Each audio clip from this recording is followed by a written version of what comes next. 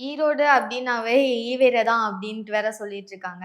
So இதெல்லாம் கேட்குறப்போ எப்படி இருக்கு? இல்ல ஈரோட்டில வெங்காயமும் நெறைய இருக்கு. அது வாங்கி உரிச்சோம்னா உள்ள ஒண்ணும் இருக்காது. அதே மாரி தான் ஈவேராவுடைய கொள்கையும், தத்துவமும் அதாவது முரண்பாடுகளுடைய மூட்டை தாங்க ஈவேரா அவர்கள். அத நம்ம வந்து எப்படி சொல்றதுன்னு தெரியல. முதல் நாள் வந்து ஒரு விடயத்த வந்து வேணும்னு சொல்லுவாரு. அடுத்த 10 நாள் கழிச்சு அது வேணாம்பாரு.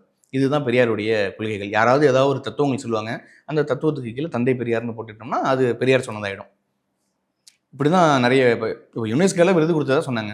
உண்மையாகவே யுனெஸ்கோ வந்து விருது குடுத்ததா? அது இன்னைக்கு போட்டு அதான். நம்ம சொன்னதுக்கப்புறம் இல்லைன்னு அவங்களே ஏற்றுக்கிறாங்க. இவ்வளோதான். பொய்யாகவே ஒருவரை கட்டமைத்து வைத்து, பொய்யாகவே இந்த தமிழ் சமூகத்தில் என்ன கேட்குறாங்க, எங்கள் தமிழ் சமூகத்தில் எங்கள் ஐயா முத்துராமலிங்க தேவர் இருக்காரு. மருது பாண்டியர்கள், வேலு நாச்சியார், தீரன் சின்னமலை, இரட்டைமலை சீனிவாசன், அயோத்திதாச பண்டிதர், வள்ளலார், மறைமலை அடிகள் இப்படி பல தமிழ் சமூகத்தை சார்ந்த அறிஞர்கள், பேரறிஞர்கள் இருந்திருக்காங்க. இத்தனை பேர்களுக்கு தமிழ்நாடு முழுக்க சிலைகளை நீங்கள் வைக்கல. இத்தனை பேரையும் நீங்கள் வந்து ஒவ்வொரு கட்சி கூட்டத்திலையும், ஒவ்வொரு கட்சி மேடைகளையும், இல்ல பொதுக்கூட்டங்களையும் நீங்க போய், இல்ல பத்திரிகை மூலியமாகவோ அந்த மக்கள்கிட்ட கொண்டு போய் நீங்க சேர்க்கல.